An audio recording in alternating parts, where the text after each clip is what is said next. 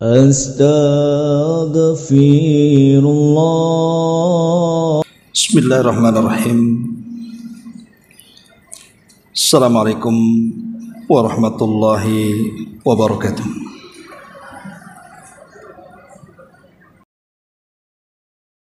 Alhamdulillah wassalatu wassalamu ala Rasulillah wa ala alihi wa sahbihi wa mawalah wa la hawla wa la quwata illa billahi wa ba'd. Alhamdulillah, di pagi ini kita bisa duduk bermajelis ilmu di Masjid Sukajadi, dan kita masih melanjutkan kajian kita membahas kitab 175 Jalan Menuju Surga, dan pembahasan sudah masuk pada halaman ke 102 poin ke 52, keutamaan menyuruh kepada yang ma'ruf dan mencegah dari yang mungkar. Baik, kita baca dulu baru kita jelaskan. Perhatikan bukunya. Allah Subhanahu wa taala berfirman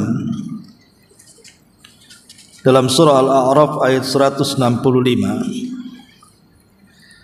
falamma nasu ma dzukkiru bihi anjayna alladhina yanhauna 'anis su'i wa akhadna alladhina zalamu bi'adzabin ba'is bima kanu yafsukun. Tatkala mereka melupakan apa yang diperingatkan kepada mereka,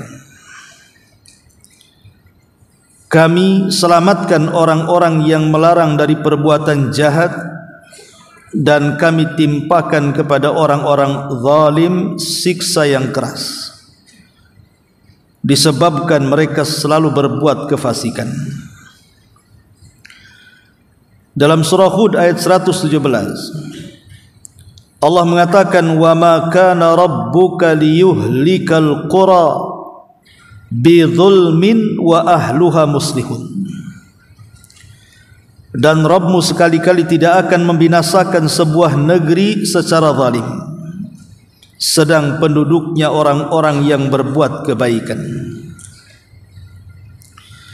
Al-Hafidh Ibnu Katsir berkata, maksudnya adalah penduduk sebuah negeri yang mengadakan perbaikan tidak akan tertimpa keburukan dan azab sehingga mereka semua menjadi orang-orang yang zalim. Sebagaimana Allah berfirman, wa ma zalamnahum walakin zalamu anfusahum, dan kami tidaklah menganiaya mereka, tetapi merekalah yang menganiaya diri-diri mereka sendiri. Hud 101. Rasulullah sallallahu alaihi wasallam bersabda, walladzi nafsi biyadi la ta'muranna bil ma'ruf wa la tanhawunna 'anil munkar aw la yushikanna Allahu an yab'atsa 'alaikum iqaban minhu thumma tad'unahu fala yustajabu lakum. Demi zat yang jiwaku ada di tangannya, hendaklah kalian menyuruh kepada yang ma'ruf dan mencegah dari yang mungkar, atau Allah akan segera mengirimkan hukumannya kepada kalian, lalu kalian berdoa kepadanya tapi tidak akan dikabulkan selamanya. Ummul Mukminin Zainab bintu Jahsh bertanya kepada Rasulullah, seraya berkata, apakah kita akan binasa padahal orang-orang saleh di antara kita, wahai Rasul? Maka beliau menjawab, ya, bisa saja kalian akan binasa apabila keburukan telah merajalela. Hadis ini dikeluarkan oleh Imam Al-Bukhari dan juga Imam Muslim. Baik, Ma'asyiral muslimat yang dimuliakan Allah Subhanahu wa taala, bab ini menjelaskan kepada kita tentang pentingnya memerintahkan kepada kebaikan dan mencegah dari kemungkaran, dan itu jalan dari jalan-jalan menuju surga Allah Subhanahu wa taala. Karena kita tahu bahwa orang yang memerintahkan kepada kebaikan dan mencegah dari kemungkaran itu, hakikatnya itu semua adalah pekerjaan para nabi.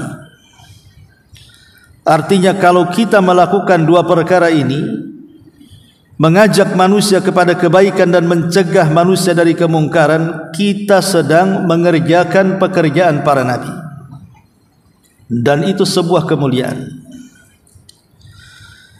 Yang kedua,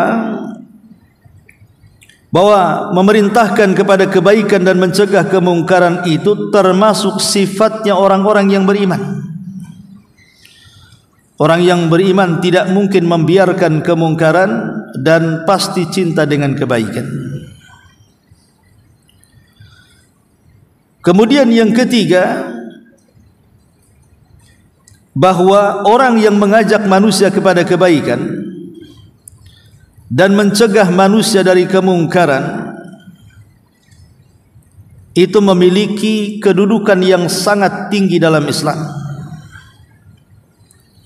Bahkan ada sebagian ulama yang menganggap ini bagian daripada rukun yang keenam dari rukun yang 5 rukun-rukun Islam itu. Jadi rukun Islam itu ada 5: syahadat, salat, puasa, zakat, haji. Ada yang menambah yang keenam. Apa itu? Mencegah dari kemungkaran dan mengajak manusia dari kebaikan. Kenapa demikian? Karena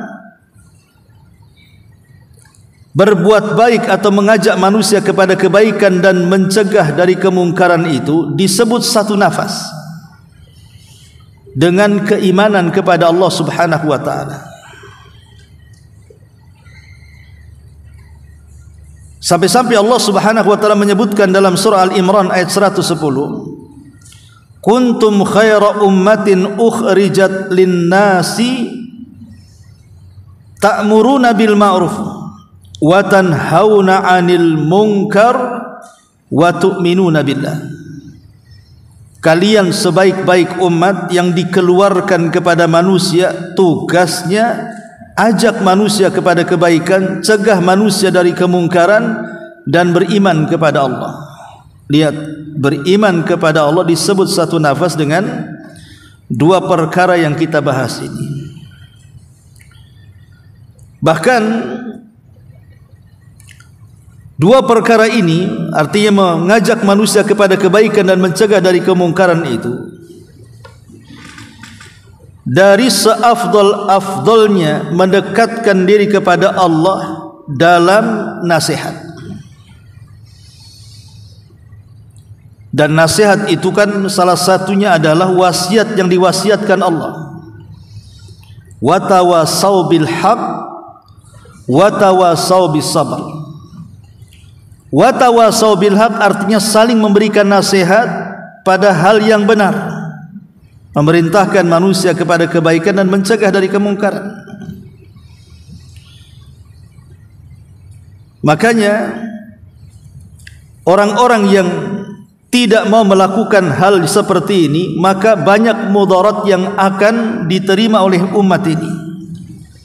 Apa saja mudarat yang ditimpakan oleh Allah Subhanahu wa taala kalau seandainya kita diam melihat kemungkaran dan tidak mengajak manusia dari kebaikan? Yang pertama, dipastikan kasratul khubthi, keburukan akan menyebar di mana-mana. Kalau orang yang berzina tidak dinasihati untuk tidak berzina, kalau orang yang minum khamr tidak dinasihati untuk berhenti dari minum khamr, kalau orang yang berjudi tidak dinasihati untuk berhenti berjudi, Kalau orang yang menggibah tidak dinasihati untuk berhenti menggibah, maka perkara-perkara mungkar itu pasti akan semakin meluas. Pasti judi merajalela, orang mabuk di mana-mana, orang berzina sesuka hatinya, orang yang menggibah juga sama. Karena enggak ada yang mengajak kepada kebaikan dan mencegah kemungkaran. Dipastikan kejahatan merebak di mana-mana. Makanya pentingnya mengajak manusia kepada kebaikan itu mencegah tersebarnya maksiat dan kemungkaran. Yang kedua, bahwa kalau berhenti dari dua perkara ini, maka sesungguhnya hakikatnya kita sudah menyerahkan dan menghalalkan diri kita untuk siap diazab oleh Allah. Sebab banyak ayat dan juga hadis Nabi SAW yang menjelaskan bagaimana Allah menghancurkan umat-umat terdahulu. Kenapa? Karena mereka tidak mengajak manusia kepada kebaikan dan tidak mencegah dari kemungkaran. Allah azab mereka karena kezaliman mereka. Contoh saja yang sudah sering saya contohkan kepada ibu-ibu tentang Bani Israel yang hidup di tepian lautan itu, di mana mereka hanya memakan dari hasil tangkapan laut. Tetapi ada satu hari mereka tidak boleh mengambil ikan. Itulah hari Sabtu, hari sakralnya orang-orang Yahudi. Mereka harus fokus dari Sabtu ibadah, tidak boleh mencari dunia. Tapi Allah Subhanahu wa taala menguji mereka. Kalau dari hari Ahad, Senin, Selasa, Rabu, Kamis sampai Jumat, ikan-ikan itu tak tampak. Tapi di hari Sabtu ikan pula loncat-loncat, seolah-olah bicara, tangkaplah aku. Sehingga orang-orang zalim dari Bani Israel yang berada di tepian lautan ini tergiur. Tapi mereka takut, karena mereka sudah tahu siapa yang melanggar mengambil ikan di hari Sabtu pasti akan diazab. Tapi mereka kepengen ikan itu, sehingga akhirnya sebagian mereka berbuat curang, hendak menipu Allah dan orang-orang yang beriman. Dengan cara apa? Diperhatikan ikan di hari Sabtu itu, kemana mereka pergi dan kemana mereka datang. Akhirnya setelah tahu petanya, mulailah mereka memasang jaring di hari Jumat untuk menjerat ikan di hari Sabtu, diambilnya hari Ahad. Ini kan penipuan namanya. Intinya kan yang diambil itu ikan di hari Sabtu tuh. Sehari, 2 hari, seminggu, 2 minggu, sebulan, 2 bulan, tidak ada masalah. Maksudnya tidak ada tanda-tanda azab. Makin berani mereka. Mereka mengatakan toh ikan yang kita makan juga ikan hari Sabtu, cuman pasang jaring hari Jumat, diambilnya hari Ahad. Makin berani akhirnya mereka terang-terangan, karena tidak ada tanda-tanda azab, terang-terangan mengambil ikan di hari Sabtu. Saat mereka mengambil ikan di hari Sabtu itulah manusia terbagi menjadi 3. Bani Israel terjadi 3 kelompok. Kelompok yang pertama yang lancang, betul-betul mengambil ikan di hari Sabtu. Mereka orang-orang zalim. Kelompok yang kedua keras, menentang kepada perbuatan mereka, mencegah dari kemungkaran, mengajak manusia kepada kebaikan. Kelompok yang ketiga justru menghalang-halangi orang yang mencegah dari kemungkaran. Memang kelompok yang ketiga ini tidak ikut-ikut ambil ikan dari Sabtu, tapi mereka tak mau ada kebisingan, sehingga mereka mengatakan kepada kelompok yang, ngapain kau nasihati kelompok yang pertama itu? Kalau memang Allah kirim azab, biarkan mereka yang mati. Kenapa kalian bising, katanya. Begitulah di masyarakat, manusia biasanya terbagi menjadi 3 kelompok. Umpamanya ada tetangga mabok, musik macam-macam, ganggu tetangganya yang lain. Mungkin ada yang geram, pasti ada yang geram kan, pasti ingin mencegah. Tapi ada juga yang kemudian membiarkan. Yang penting bukan aku yang mabuk di situ. Bukan aku yang membuat bising di situ.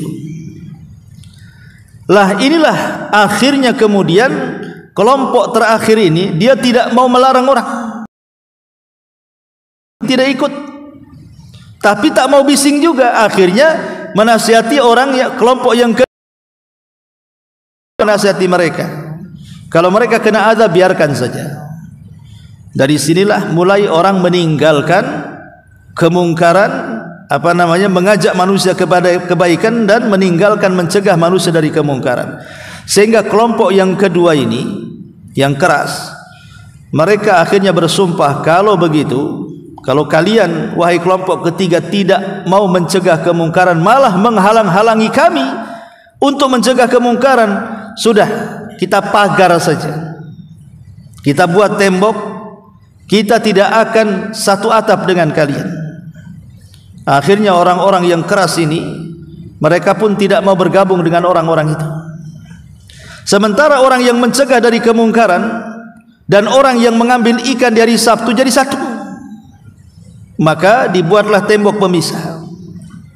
Setiap hari ada kebisingan dengan orang-orang yang menangkap ikan yang banyak di hari Sabtu, seolah-olah mereka tidak bersalah, padahal mereka sedang melakukan kemaksiatan. Sampai satu hari tidak ada suara sama sekali. Akhirnya orang-orang yang keras ini, yang senantiasa memerintahkan kepada kebaikan dan mencegah dari kemungkaran, heran, kok tidak ada rame-rame di balik tembok, ada apa ini? Maka diutuslah satu orang untuk memanjat.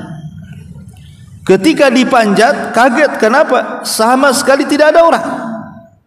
Yang biasa bising, hilang tuh suara-suara itu. Akhirnya mereka sepakat membuka gerbang. Ketika membuka gerbang, memang tak ada orang. Cuman masalahnya, di situ ada dua binatang, satu kera dan satu babi. Rupanya orang-orang yang mengambil ikan di hari Sabtu Allah kutuk jadi kera, dan orang-orang yang tidak mencegah kemungkaran dikutuk jadi babi.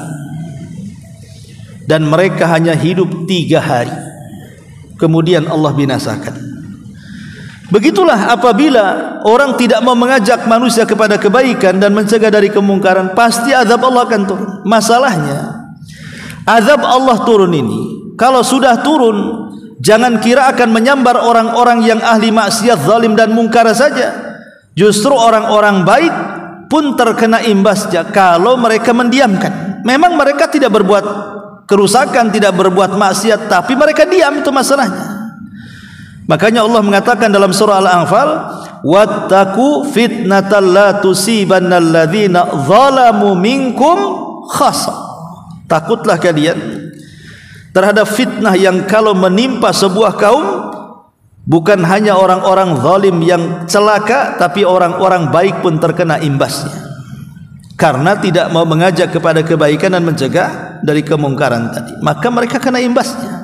Pasti kalau ada gunung meletus, tsunami, kemudian puting beliung, banjir, pasti orang-orang baik pun jadi korbannya. Ma'asyiral muslimat yang dimuliakan Allah Azza wa Jalla, yang ketiga,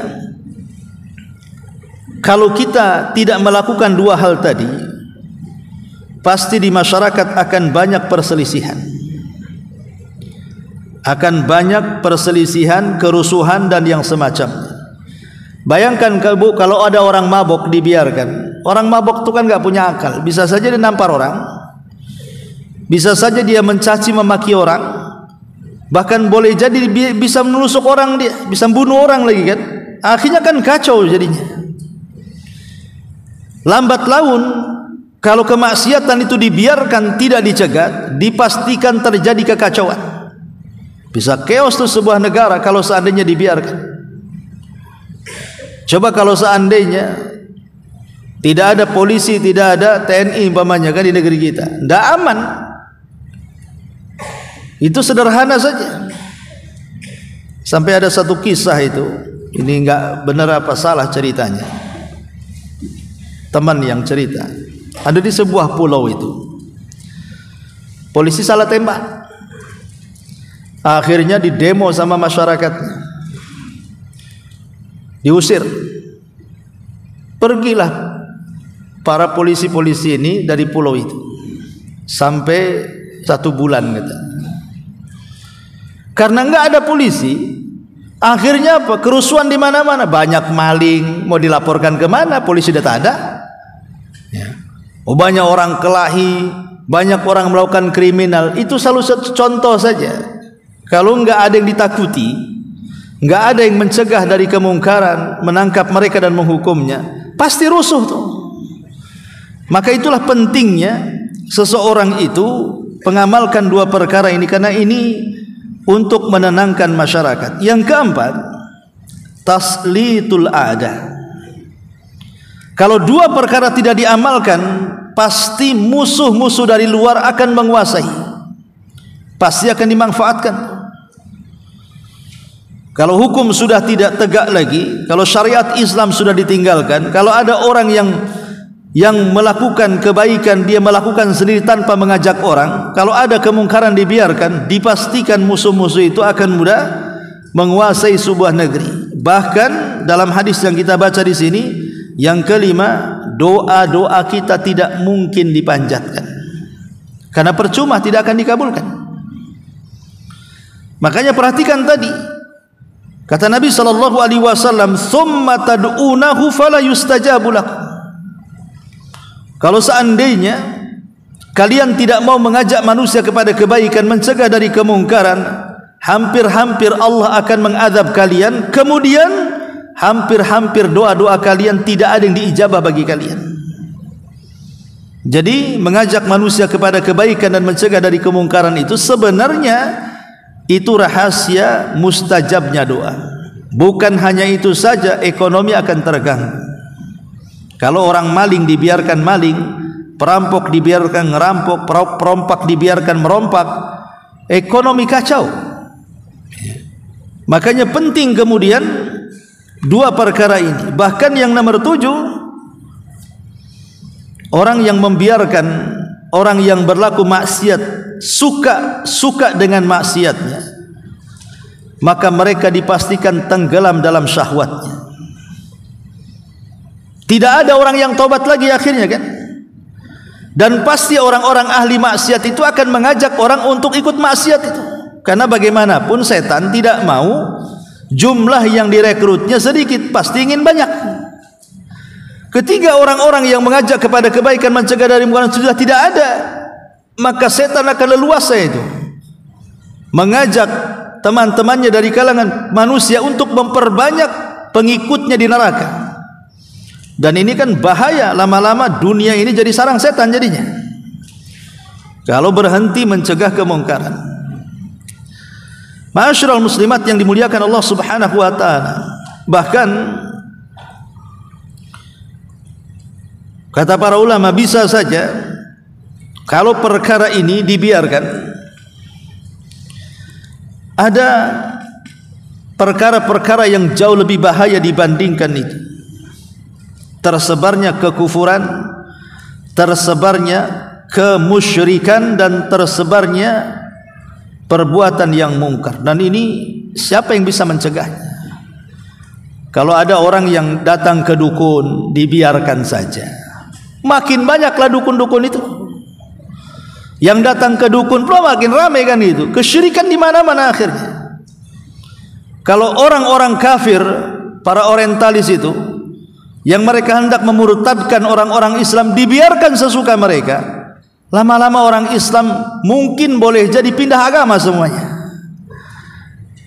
Sama kalau kemungkaran dibiarkan, kemungkaran pasti merata di mana-mana.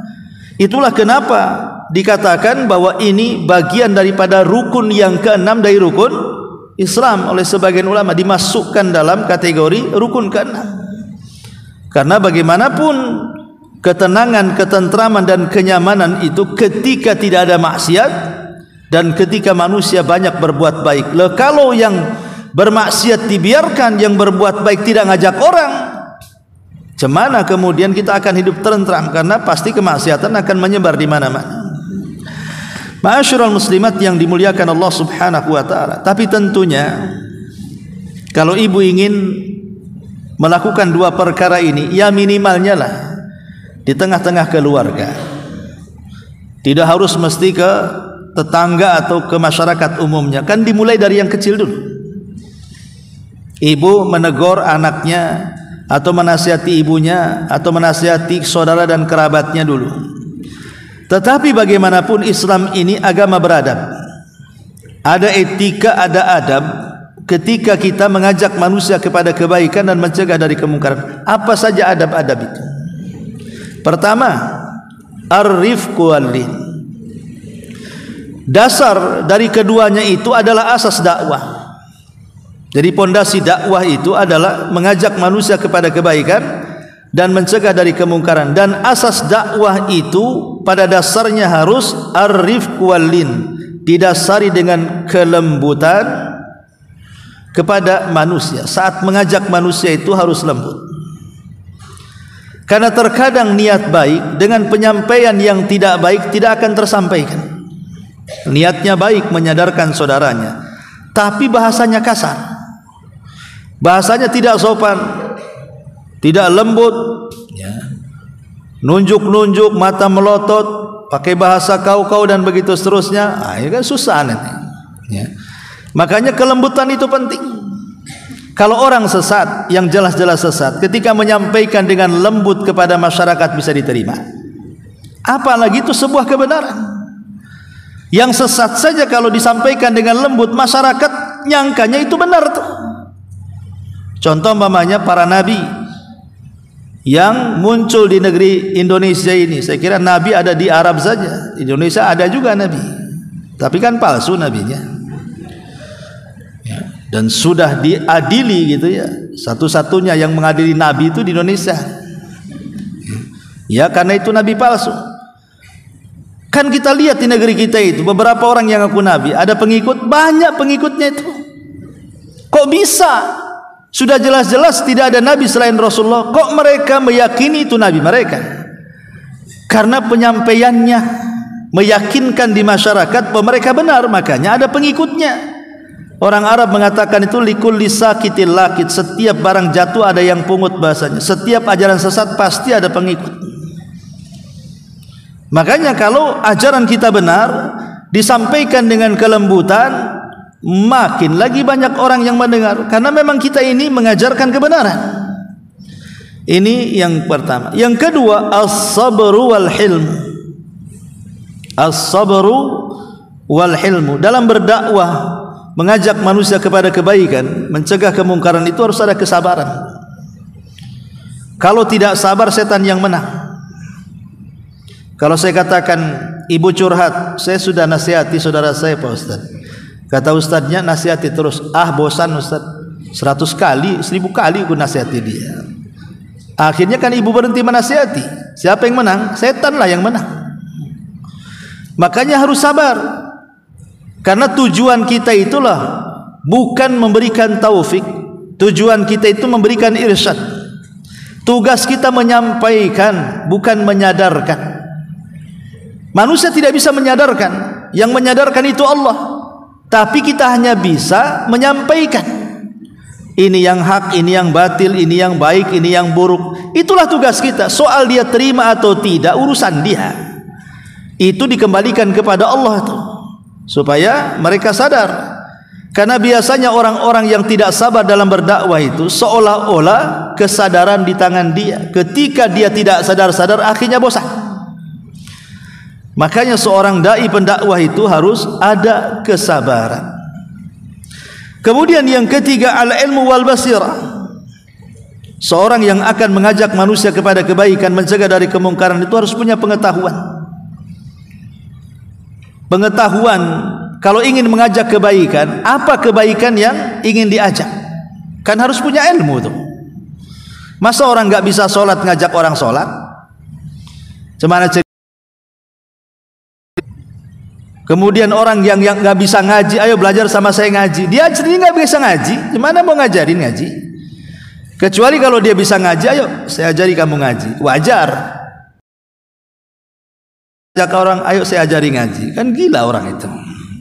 Makanya harus ada ilmu pengetahuan apa yang akan diajarkan dari dan juga kemungkaran. Mencegah kemungkaran itu orang yang mencegah kemungkaran, datang pula kemungkaran lain. Yang lebih parah, mencegah kemungkaran lebih besar daripada kemungkaran yang dicegahnya. Makanya kata Imam, orang yang mencegah kemungkaran itu ada 4 tingkatan. Tingkat dia bisa mengganti kemungkaran itu dengan kebaikan. Contoh, anak kita nakal, sudah mulai masuk dalam pergaulan bebas, sudah mulai ya dari awalnya ngerokok, kemudian megang botol, akhirnya mabok dan begitu seterusnya. Kita tahu anak kita itu dalam kekuasaan kita. Akhirnya kita cegah kemungkaran dan berhasil. Lagi umpamanya, ini kelompok yang pertama bisa merubah orang yang melakukan kemungkaran jadi melakukan kebaikan. Yang kedua, mungkin dia tidak bisa merubah 100%, menjungkir balikan dari buruk ke baik, tapi minimalnya mengurangi kan gitu ya. Biasanya ibu gibah setiap minggu, jadi sebulan sekali. Pokoknya itu dikurangi, nanti lama-lama setahun sekali, lama-lama hilang gitu ya. Kalau kita tidak bisa mencegah 100% kemungkaran itu, minimalnya diringankan, dikurangilah.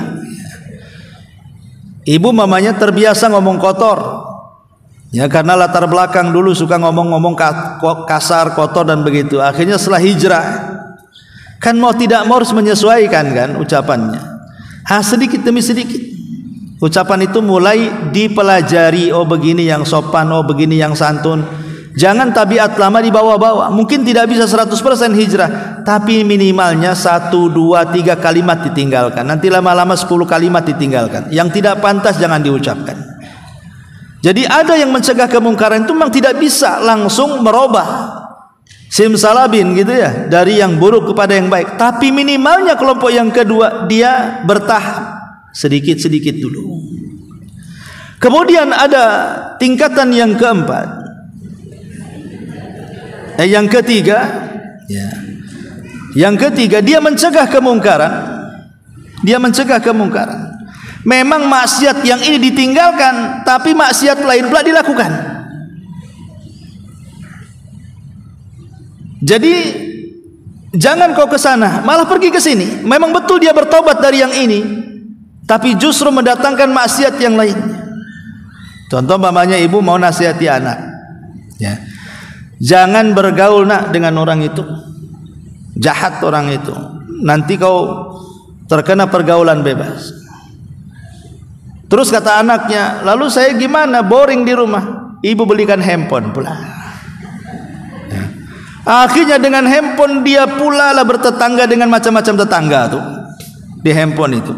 Betul dia nggak keluar, tapi kan jadinya kan maksiatnya lain pula kan. Terkadang iya kalau seandainya setara, kalau lebih bahaya lagi.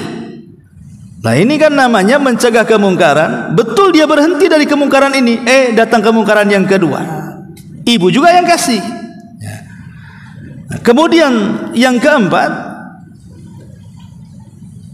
justru ketika mencegah kemungkaran, dia melakukan kemungkaran, justru dia lebih buruk dari yang kita cegah. Kau jangan pakai narkoba, ujung-ujungnya bos narkoba pula dia. Ya. Ada orang mencegah kemungkaran bukan lebih baik, bahkan lebih buruk lagi. Lah kata para ulama, tingkatan pertama yang kedua, kata Al-Hafidh Ibnu Hajar rahimahullahu taala, dia mengatakan, adapun tingkatan yang pertama dan tingkatan yang kedua itu disyariatkan. Ibu harus lakukan. Kalau ibu bisa membalik keadaan yang baik kepada yang buruk, lakukan. Itu berpahala. Kalau ibu tidak bisa, minimalnya ringankan kemaksiatannya. Ya. Adapun yang ketiga dan yang keempat, adapun yang ketiga, maka tentu ibu sudah masuk pada usaha namanya. Usaha untuk berusaha menyadarkan, tapi belum kesampaian usahanya. Tapi usahanya sudah ada. Kau jangan bergaul sama si anu. Lalu aku boring, ini kasih handphone. Tapi yang ini kan ibu sudah berusaha meninggalkan mereka. Berarti Sekarang di kerusakannya lain pula handphone. Mulai lagi dari yang handphone. Dia berusaha. Tapi yang ketiga ini, yang keempat ini yang paling parah, haram hukumnya. Kalau sekiranya kita nasihati dia, makin jahat, berhenti. Karena ada anak-anak itu yang tidak bisa dikasari. Dikasari makin jahat dia. Kalau dibentak itu bukannya makin sadar, melawan dia. Yang tadinya durhakanya satu kalimat jadi berkalimat-kalimat itu jadinya. Nah inilah makanya kenapa dari adab seseorang mengajak manusia kepada kebaikan dan mencegah dari kemungkaran itu harus ada ilmu supaya tepat sasaran, ya. Kemudian yang keempat, husnul hayati wal madhar. Husnul hayati wal madhar. Kalau kita hendak mencegah kemungkaran dan mengajak manusia kepada kebaikan, maka penampilan pun harus dijaga. Contoh, ketika Nabi SAW mengutus sahabat untuk berdakwah pertama kali ke kota Madinah. Ketika itu belum banyak orang yang masuk Islam. Hanya beberapa belas orang saja dalam pembaiatan yang pertama. Ya. Sehingga Nabi SAW diminta oleh orang Ansor yang baru belasan orang di Madinah. Kebanyakan orang-orang musyrik dan juga Yahudi di sana. Jadi mereka minta kepada Rasul, kalau begitu utuslah untuk kami seorang utusan biar mengajarkan Quran kepada kami di kota Madinah. Lihat apa yang dilakukan Rasul. Rasul mengutus Mus'ab ibn Umair. Mus'ab ibn Umair ini orangnya bersih, putih, ganteng, tinggi, cerdas, ya. Itu kalau kita, bahkan perawakannya persis dengan Nabi. Apalagi kalau dia sedang menggunakan pakai zirah, pakai baju zirah perang itu, kalau dia bersanding dengan Nabi, sampai sahabat terkecoh, mana Nabi, mana Musa. Jadi Nabi SAW sampai memperhatikan apa? Memperhatikan penampilan. Cari yang paling ganteng, cari yang paling cerdas, cari yang paling, bahasanya ya paling, wah sudah di antara sahabat yang ini yang paling bagus. Kemudian diutus ke Madinah. Begitulah penampilan dalam berdakwah pun terkadang mempengaruhi, kan begitu. Sempat Rasul ngutus Umar, wah bukan tersebar di sana kan, Umar mudah emosi, mungkin dipenggal semua orang kan itu kan. Makanya diutus yang lembut, kata Umar, yang ganteng. Jadi orang ketika melihat pun tidak takut jadinya kan. Ibu kalau sudah mau nasihati, udah pasang mata mau copot kan, mana orang mau dengar ini, nampak ini mak lampir kayaknya ini. Jadi orang kalau dinasihati sudah tampangnya sudah menyeramkan, nggak akan sampai hidayah itu. Jadi penampilan dalam berdakwah juga sangat diperhatikan dalam Islam, dan itu termasuk adab, ya. Kemudian juga yang selanjutnya at-tahaqquk minal munkar. Kalau hendak mencegah kemungkaran itu harus tabayun dulu, betul ndak si anu itu melakukan kemungkaran. Jangan baru dengar berita, ibu langsung main terabas saja. Padahal beritanya hoax. Itu kan bukan mencegah kemungkaran. Sebenarnya tidak ada kemungkaran. Ibu cegah kemungkaran yang mana akhirnya? Jadi kalau menasihati orang itu harus betul-betul orangnya itu memang perlu dinasihati. Jangan hanya sekedar dari habar telinga saja kemudian langsung bergerak. Karena Rasul mengatakan dalam hadis itu, man ra'a minkum mungkaran, siapa yang melihat, bukan mendengar. Kata Rasul melihat. Siapa yang melihat artinya melihat dengan dua bola mata, nampak di hadapannya. Baru Rasul mengatakan apa? Fal yughayyir biyadi, cegat dengan tangan. Tak bisa cegat dengan lisan, tak bisa cegat dengan hati dengan doa. Artinya harus melihat. Kalau baru mendengar kata si anu, oh tidak bisa. Harus jelas dulu kemungkarannya. Jangan sampai salah sasaran ketika mengingkari sebuah kemungkaran. Kemudian yang selanjutnya al-qiyam bil wajib fi nafsi. Berusaha memberikan contoh untuk diri sendiri sebelum mencegat kemungkaran dari orang lain. Walaupun ada sebagian ulama mengatakan kalau mencegah kemungkaran itu menunggu baik, maka sampai kiamat kemungkaran tidak mungkin diingkari. kalau orang yang mau mencegah kemungkaran nunggu baik dulu, maka selamanya tidak akan tegak mencegah kemungkaran itu. Contoh, kalau seandainya ada dua maling, yang maling malah bekerja sama dengan maling yang lainnya sampai kiamat dia maling. Tapi kalau yang satu maling, yang satu maling lagi, yang maling ini ngomong sama yang maling, kau jangan maling, padahal dia maling juga kan gitu ya. Minimalnya salah satunya tobat tuh. Mungkin maling yang nasihati kau jangan maling, betul-betul dia tobat, tapi dia tetap maling yang ngasih nasihat itu. Atau mungkin dia terpengaruh, masa sih saya ngajak orang jangan maling, saya maling, lama-lama dia tobat. Bisa saja terjadi kan. Sebab kalau maling tidak menasihati maling yang lain, selamanya maling dua-duanya tuh. Ada sebenarnya mengatakan seperti itu. Artinya bahwa ada yang mengatakan, oh tidak bisa, kalau menunggu baik dulu baru mencegat kemungkaran, maka selamanya kemungkaran tidak akan diingkari. Lalu bagaimana caranya? Cegatlah kemungkaran itu bersamaan. Satu sisi kita berusaha memperbaiki diri, sisi lain dalam satu waktu kita coba perbaiki orang. Makanya Allah mengatakan dalam Al-Quran, ku anfusakum wa ahlikum nara. Jaga diri kalian. Wa pakai wawu dalam bahasa Arab itu huruf ataf, artinya dan itu artinya iringan. Cegat diri, ku anfusakum, jagalah diri kalian dan keluarga kalian, artinya beriringan. Sambil memperbaiki diri sendiri juga perbaiki keluarga, gitu maksudnya. Kalau kita nunggu baik, sampai kapan kita baik? Manusia itu selalu berbuat dosa, maka tidak akan jalan yang namanya al-amru bil ma'ruf wan nahyu 'anil munkar. Kemudian yang selanjutnya di antara adabnya adalah mura'atul masalih wal mafasid. Orang kalau hendak mencegah kemungkaran dan mengajak kepada kebaikan itu, jangan lihat dengan kacamata yang tajam. Kira-kira ada maslahatnya, dan timbang juga madaratnya. Umpamanya kita melihat ada orang mabok, badan tinggi, kekar, lagi mabok, kita kurus, kering, ceking gitu kan. Kalau saya ambil botolnya, apa enggak botol melayang di kepala saya? Ya, enggak bisa dia. Kalau mencegah dengan tangan pasti saya yang bahaya. Badan dia gede kan gitu ya. Pemanya dia RT lah di situ. Walaupun berkuasa badannya kecil. Ini yang mabuk gede badannya kan. Walaupun saya berkuasa, kalau saya hentikan bisa saya kena pukulan dia. Nah, itu kan lihat mencegat kan, lihat kondisi orang yang akan dicegat kemungkaran itu. Kalau sampai membahayakan jangan. Makanya ada 3 perkara. 1, kalau kita yakin kalau kita cegat kemungkaran mendatangkan kemaslahatan yang jauh lebih besar dari kemungkarannya, wajib kita ingkari kemungkaran itu. Kita yakin.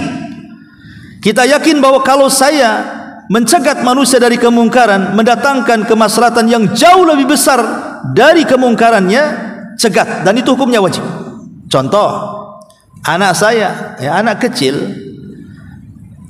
lempar-lempar kaca tetangga, ini kan nggak boleh kan itu. Kita sebagai orang tuanya, kita yakin kalau kita cegat pasti anak itu akan nurut, maka wajib kita cegat. Kenapa? Jelas maslahatnya lebih besar daripada madaratnya. Yang kedua, kalau terbalik, ini kalau saya cegat kemungkarannya, madaratnya lebih besar daripada maslahatnya. Betul dalam maslahat ada kebaikannya, tapi madaratnya lebih besar. Seperti contoh tadi, ada orang mabok, badannya besar, kita pula kecil. Ini kalau saya cegat kemungkaran, saya pula dipukuli dia. Bukan mencegat kemungkaran, pasti saya akan binasa di tangan dia. Enggak usah, haram hukumnya. Kenapa? Karena mencelakakan diri sendiri. Tidak boleh dilakukan walaupun lihat kemungkaran. Sehingga hanya bisa dengan hati saja lah kan begitu. Enggak bisa dengan tangan, dengan lisan. Tidak bisa sudah hati. Ya Allah, sadarkan orang itu. Ya. Walaupun itu selama-lamanya iman. Tapi kalau 50-50 nih, 50-50 artinya 50% maslahatnya, 50% kerusakannya. Maju atau mundur? Maka ulama mengatakan darul mafasid muqaddam ala jalbil masalih. Mencegat adanya kerusakan jauh lebih utama dibandingkan mengambil maslahat. Artinya apa? Tidak usah diingkari. Karena antara kerusakan dan maslahatnya seimbang. Ya sudahlah, diam saja. Cari dengan cara yang lain, entah dengan nasihat lisan entah dengan doa dalam hati supaya dia bisa berobat. Yang dimuliakan dan yang terakhir, adamul ajalah, jangan tergesa-gesa dalam mencegah kemungkaran itu, jangan tergesa-gesa. Ya. Pemanya di kedai makan, di warung kopi kan itu, kita hendak menasihati orang, karena tergesa-gesa tidak melihat situasi, ibu marah-marah tuh sama saudara di situ, kan bukan nasihat namanya nyebar aib.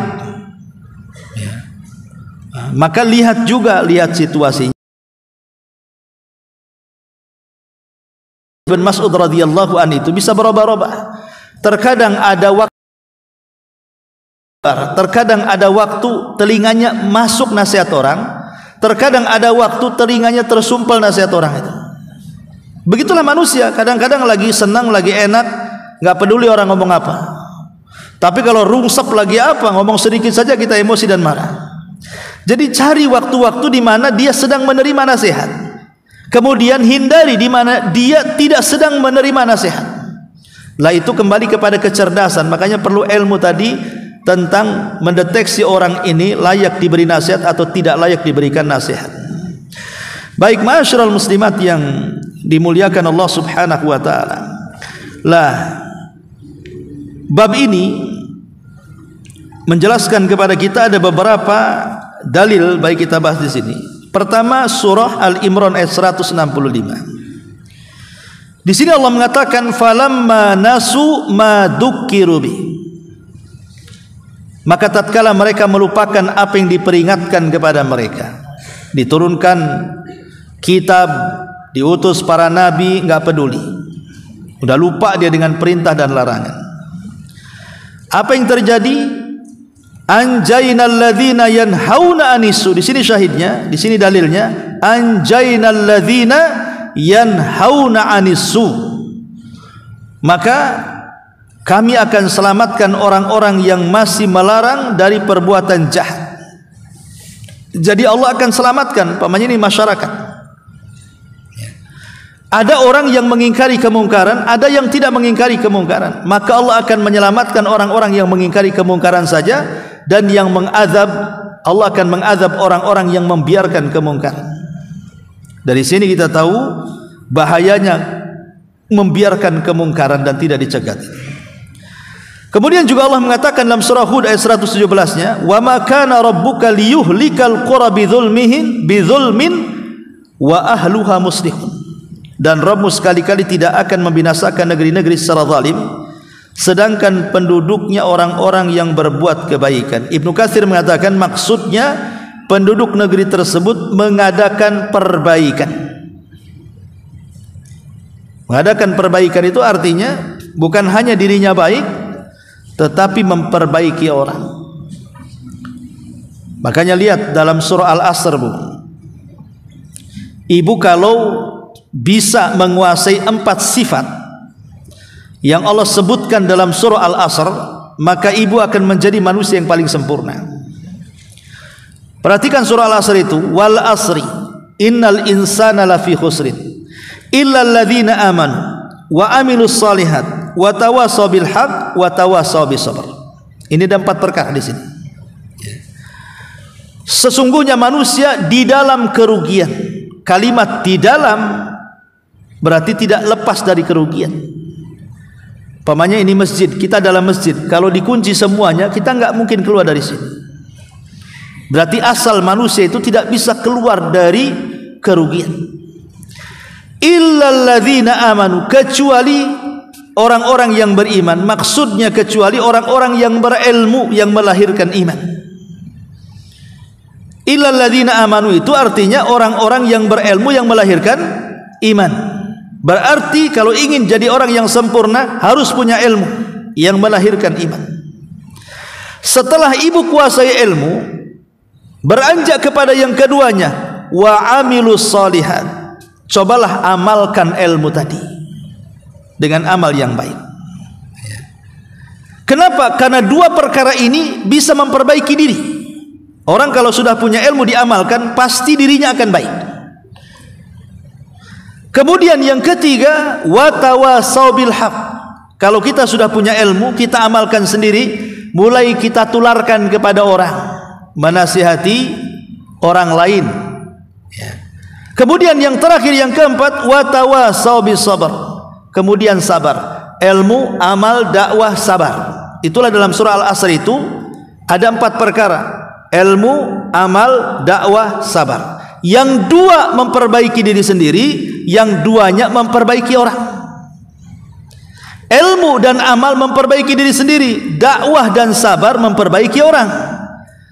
Berarti itulah manusia yang sempurna. Dirinya baik, orang pun ingin baik. Kurang sempurna apa itu? Makanya kata Imam Syafi'i rahimahullahu ta'ala, kalau Allah tidak menurunkan Al-Quran kecuali surat Al-Asr saja, itu sudah cukup.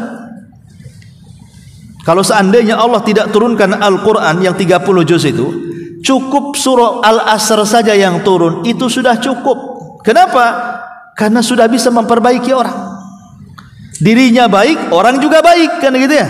Ilmu dan amal memperbaiki diri, dakwah dan sabar memperbaiki orang. Artinya orang lain baik, dirinya juga baik. Itulah tujuan Islam sebenarnya. Tujuan Islam itu memperbaiki diri dan orang lain. Termasuk juga ibu datang ke sini. Tujuannya harus 2, Bu. Pertama, ibu datang ke sini itu dalam rangka mengangkat kejahilan, supaya ibu punya pengetahuan. Yang kedua, setelah bubar dari sini, mengangkat kejahilan orang. Setelah ibu punya ilmu, sebarkan ilmu di luar, gitu maksudnya. Jadi tujuan talabul ilmi itu pertama mengangkat kejahilan pada diri sendiri. Untuk apa? Untuk mengangkat kejahilan kepada orang lain. Itulah tujuannya melangkahkan kaki ke majelis ilmu. Baik, kemudian di sini Nabi SAW mengatakan, "Walladzi nafsi biyadi la ta'muranna bil ma'ruf wa la tanhauna 'anil munkar aw la yushikanna Allah an yab'atsa 'alaikum iqaban minhu thumma tad'unahu fala yustajabu lakum." Demi zat yang jiwaku ada di tangannya, hendaklah kalian menyuruh kepada yang ma'ruf atau mencegah dari kemungkaran. Kalau tidak kalian, apa yang terjadi? Allah akan mengirimkan hukumannya kepada kalian, lalu kalian berdoa kepadanya tetapi tidak dikabulkan untuk kalian. Dan ini kan bahaya, ya. Bahkan Zainab ini, yang terakhir Ummu Mukminin Zainab bintu Jahsin. Zainab ini kan salah satu istri Nabi SAW. Dulunya Zainab ini menolak pinangan Nabi. Nabi meminang Zainab, tapi bukan untuk dirinya, untuk anak angkatnya namanya Zaid ibn Haritha. Karena Zaid bin Haritha sudah waktunya menikah, sudah dewasa. Jadi Rasul ingin mencarikan jodoh terbaik bagi Zaid. Akhirnya datang ke rumah Zainab, ngomong sama orang tuanya bahwa kedatangan saya ingin meminang. Awalnya senang, disangkanya Rasul yang akan meminang. Rupanya yang akan diminangkan adalah Zaid ibn Haritha. Ingat, di zaman jahiliyah orang itu masih ada kasta-kasta masalahnya. Lah Zaid ini mantan budak yang dimerdekakan Nabi dan diangkat jadi anak angkat. Artinya kan mantan budak, latar belakangnya tidak mulia. Sementara Zainab ini anak bangsawan. Jadi ketika kemudian Rasul meminangkan untuk Zaid, kagetlah mereka. Kenapa mesti Zaid? Kenapa tidak orang lain saja? Ya. Akhirnya kemudian Allah Subhanahu wa taala turunkan ayat, "Maka li mu'minin wala mu'minatin idza qadallahu wa rasuluhu amran an yakuna lahumul khiyaratu min amrihim. Wa man ya'sillaha wa rasulahu faqad dhalla dhalalan ba'ida." Tidak layak bagi seorang mukmin laki-laki atau perempuan, kalau sudah putusan Allah dan Rasulnya datang, ada kebimbangan dan kebingungan. Karena itu bagian dari maksiat kepada Allah dan Rasulnya. Sebab barang siapa yang bermaksiat kepada Allah dan Rasulnya, maka dia telah tersesat dengan kesesatan yang jauh dan nyata. Setelah turun ayat ini, akhirnya keluarga Zainab bertobat dan mengatakan sami'na wa ata'na. Menikahlah Zainab dengan Zaid. Tapi karena tidak sekufu, makanya kata Syekh bin Baz rahimahullahu ta'ala, memang sekufu itu bukan syarat pernikahan. Tetapi bagaimanapun sekufu ini bisa menghasilkan keharmonisan keluarga. Apa sekufu itu? Setara artinya. Kalau memang latar belakangnya orang yang berpendidikan, anggap saja sudah S1 atau S2, jangan pula dinikahkan dengan anak yang lulusan TK. Gitu maksudnya. Itu nggak setara tuh, nanti salah satunya dibohongi terus tuh, dikerjain terus kan gitu ya sama yang pintar ya. Artinya harus setara gitu. Atau yang satunya kaya raya, orang nomor 1 di Indonesia umpamanya kan, nikah dengan anak ruli yang nggak ada kekayaan. Dalam Islam boleh-boleh saja, tapi ketika tidak sekufu pasti ada yang dizalimi itu. Pasti merasa aku lebih kaya, aku yang kasih makan. Kau mau apa? Macam-macam akhirnya kan ngomongnya. Lah makanya sekufu itulah yang membuat keharmonisan. Lah Zainab dengan Zaid ini kurang sekufu dia. Akhirnya terjadi banyak pertengkaran. Karena banyak pertengkaran, Allah turunkan ayat agar Rasul memerintahkan Zaid menceraikan Zainab. Terjadilah perceraian antara Zaid dan Zainab. Selang setelah habis masa iddahnya, turun lagi ayat agar Rasul melamar Zainab. Artinya menikahi bekas istri anak angkat. Supaya apa? Menghapuskan tradisi jahiliyah yang menyamakan anak angkat dengan anak kandung. Maka Islam membedakan anak kandung, anak kandung, anak angkat, anak angkat. Anak kandung darah daging, anak angkat bukan darah daging. Anak kandung itu mahram. Kalau punya istri diceraikan dan pernah digauli, maka dia tetap mahram, tidak boleh dinikahi bapak angkatnya. Tapi kalau anak angkat walaupun sudah punya anak kemudian diceraikan, bapak angkatnya boleh menikahinya. Dia kan sama dengan orang lain, hanya diangkat saja. Makanya Rasul ingin menghilangkan tradisi itu, sekalian juga ingin mengajarkan umat bahwa pernikahan itu juga pentingnya sekufu tadi, setara tadi. Ya anak bangsawan dengan Nabi ya setara lah kan begitu. Yang ingin saya katakan dalam riwayat ini, jadi satu hari Nabi SAW mimpi besar, terjaga dia. Kebetulan ketika itu Nabi berada di malam giliran Zainab. Jadi Rasul bercerita, wahai Zainab, karena Rasul kan nampak ketakutan. Zainab mengatakan, Rasul ada apa? Kata Rasul, saya bermimpi. Dan ingat mimpinya para nabi itu wahyu masalahnya, makanya wajar kalau ketakutan. Apa dalam mimpi wahai Rasul? Begini, aku melihat dalam mimpiku bahwa benteng Zulkarnain yang membentengi Ya'juj dan Ma'juj itu, kan dulu ada kabilah yang sangat jahat namanya Ya'juj dan Ma'juj, itu merusak. Akhirnya Zulkarnain dan pasukannya datang ke tempat itu. Warga-warga yang diganggu oleh Ya'juj dan Ma'juj minta kepada Zulkarnain untuk membantu mereka mengatasi masalah Ya'juj dan Ma'juj. Akhirnya dibuatkan benteng. Sampai sejak itu maka Ya'juj dan Ma'juj terkurung di benteng itu, dan Allah tidak akan keluarkan mereka kecuali di akhir zaman.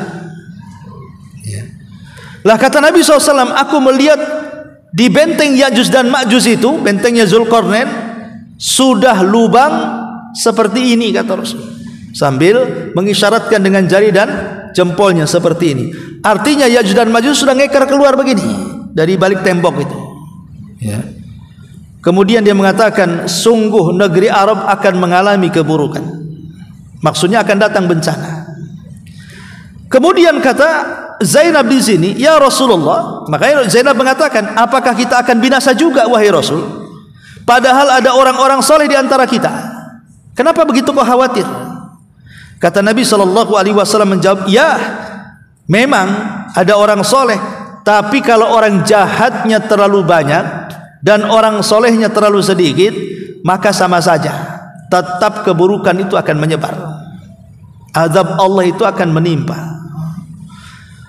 Makanya kalau seandainya kita berada di lingkungan yang mayoritas orang buruk, hijrah dari situ, supaya kalau azab turun kita terkena imbas, tidak terkena imbasnya di situ. Gitu maksudnya. Karena di sini ketika Zainab mengatakan, apa kita akan binasa ya Rasul? Ya akan binasa kalau yang buruk lebih banyak dibandingkan yang baiknya. Para pelaku maksiatnya lebih banyak dibandingkan para pelaku ibadahnya. Sebaiknya hijrah dari situ, cari tempat yang kira-kira kita bisa istiqomah. Lihat bagaimana di sini orang yang membiarkan kemaksiatan dan kemungkaran itu mendatangkan azab Allah Subhanahu wa taala. Wallahu alam. Saya kira cukup sampai di sini. Baik, sebelum saya tutup, silakan kalau ada yang bertanya.